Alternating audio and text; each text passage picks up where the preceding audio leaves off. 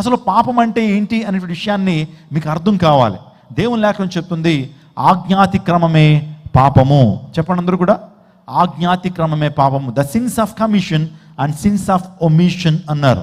అంటే దేవుడు ఏదైతే చెయ్యి అన్నటువంటి వాటిని చేయకపోవటం పాపము, చేయొద్దు అన్నటువంటి వాటిని చేయటం పాపము. దేవుడు ఏదైతే ఎస్ అన్నాడో నువ్వు నో అన్నావు అనుకోండి, అది పాపం అవుతుంది. దేవుడు ఏదైతే నో అన్నాడో దాన్ని ఎస్ అని చేయటం అది పాపం అవుతుంది. దీన్నే ఆజ్ఞాతిక్రమము అన్నారు. ఏదైనా వనములో ఆదాము అవ్వలను దేవుడు సృష్టించాడు. నిజంగా వారిద్దరినీ కూడా ఉన్నతమైన స్థానంలో దేవుడు ఉంచాడు. ఈ విశ్వానికే మకుటం లేనటువంటి మహారాజుగా మహారాణిగా దేవాదేవుడు ఏదైనా తోటలో వారిద్దరిని ఉంచాడు. సమస్తమైనటువంటి వాటికి కూడా వారికి అధికారం ఇచ్చాడు. కానీ వారి జీవితంలో చేసినటువంటి తప్పిదం ఏంటంటే, తినవద్దు అన్నటువంటి పండును వారు తిన్నారు. They eight forbidden fruit. వారు తిన్నది ఏంటంటే దేవుడు నిషేధించిన దాన్ని, దేవుడు తినద్దు అనిపెట్టి దాన్ని తిని దేవుని దృష్టిలో పాపాన్ని మూట కట్టుకున్నారు. దేవునికి అది నచ్చలా. మీకు ఇన్ని ఫలవృక్షాలు ఇచ్చాను కదయ్యా, ఇన్నిటి మీద కూడా మీకు అధికారం ఇచ్చాను, ప్రతి జంతువు మీద, ప్రతి పక్షి మీద, ప్రతి సృష్టి మీద మీకు అధికారం ఉంది. ఆ టైంలో వారి మాటలు వినేటువంటి వాటి ఆ జంతువులు హాని చేసేటువంటివి కావు. ఆ ఏదైనా తోటలో సమస్తాన్ని దేవుడు కలుగు చేసి ఒక్క మాట నా మాట వినండి అయ్యా, అదిగో ఆ తోట మధ్యలో ఉన్నటువంటి మంచి చెడులు వివేకమిచ్చు వృక్షఫలాన్ని మాత్రం తినద్దయ్యా, అది మీకు క్షేమం కాదు, అది తినద్దు అని అంటే, వారిద్దరూ చేసినటువంటి కార్యం ఏంటంటే, ఆ సర్పంతో జత కూడి నిజంగా సాతానుడు వారిని ఎప్పుడైతే శోధించాడో ఆ శోధనలోకి వెళ్ళిపోయి అపవాదికి చోటిచ్చారు. ఏదైనాలో ఆ ముగ్గురు కలిపి ఏం చేశారంటే దేవుని దృష్టిలో భయంకరమైన శాపాన్ని మూటగట్టుకున్నారు. ఏం తప్పు చేసేసారని దేవాదేవుడు ఆ ఏదైనా తోట నుంచి వారిని వెళ్ళగొట్టాడంటే, వారు తినవద్దన్నటువంటి పండును వారు తిన్నారు.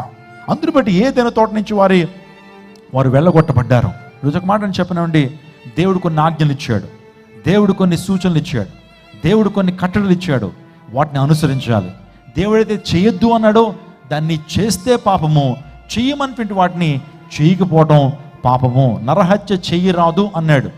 అంటే ఒక వ్యక్తిని నువ్వేం చేయకూడదు, నరహత్య చేయడానికి వీల్లేదు, నీకు అధికారం లేదు. ఒకవేళ నరహత్య చేసావా నువ్వు పాపిగా దోషిగా ఎంచబడతావు.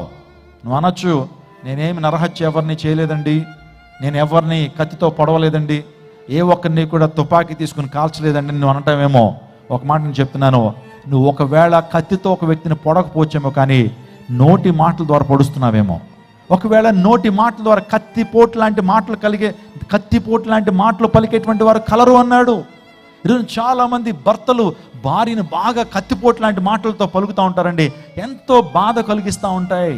కొంతమంది భార్యలు భర్తని వేధిస్తూ ఉంటారు రకరకాల మాటల చేత. అవి ఎలా ఉంటాయంటే కత్తితో పొడిచినట్టు ఉంటాయి. నాకు తెలిసిన ఒక కుటుంబం ఉన్నారండి, ఆ తల్లి ఆ కుమారుని ఎంతో గారాబంగా పెంచింది. భర్త చనిపోయాడు, అయినప్పటికీ ఆ చోటకి ఈ చోటకి వెళ్ళి, ఆ ఇంటికి ఈ ఇంటికి వెళ్ళి కూలి పని చేసుకుని ఆ ఇంట పనిచేసి కొడుకుని చదివించిందండి.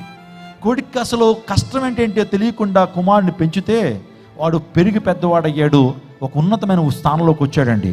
ఒక ఉన్నతమైన ప్రభుత్వ అధికారిగా ఆ వ్యక్తి ఆ పట్టాలు స్వీకరించిన ఒకరోజు తల్లి తన ఇంటికి వస్తే స్నేహితులు ఇంట్లో వచ్చినప్పుడు ఆ తల్లి ఏం చేస్తుందంటే, నా కొడుకు యొక్క పరువు ఎక్కడా పోకూడదు, చక్కటి అతి సంస్కారాలు వారి స్నేహితులకు చేయాలనే ఉద్దేశంతో వంటగదిలోంచి కాఫీ, టీ, స్నాక్స్ అన్నీ కూడా తీసుకెళ్తుంటే ఆ స్నేహితులు అడిగారండి, ఎవర్రా ఈమె అని అంటే, తడుముకోకుండా ఒక మాట చెప్పాడండి, ఈమె నా పని మనిషి, నిన్నే పనిలో పెట్టుకున్నాను అన్నాడు.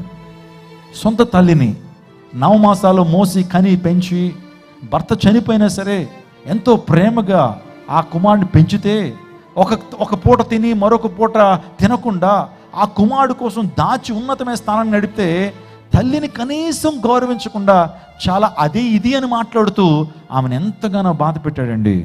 ఆ తల్లి ఏమనుకుందో తెలియదు, మరుసటి రోజు ఒక నూయి చూసుకుని అందులో దూకేసిందండి. ఆమె ఎందుకు దూకేస్తుందనంటే, తన కొడుకు కత్తిపోటు లాంటి మాటలు పలికాడు, తన హృదయాన్ని గాయపరిచాడు.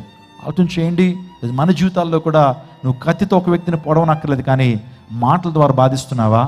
మాటల ద్వారా కత్తిపోటు లాంటి మాటలు పలుకుతూ అనేక మంది బాధ పెడుతున్నావా? దేవునికి లెక్క అప్పగించాలని దేవుని లేఖనాలు సెలవిస్తూ ఉన్నాయి.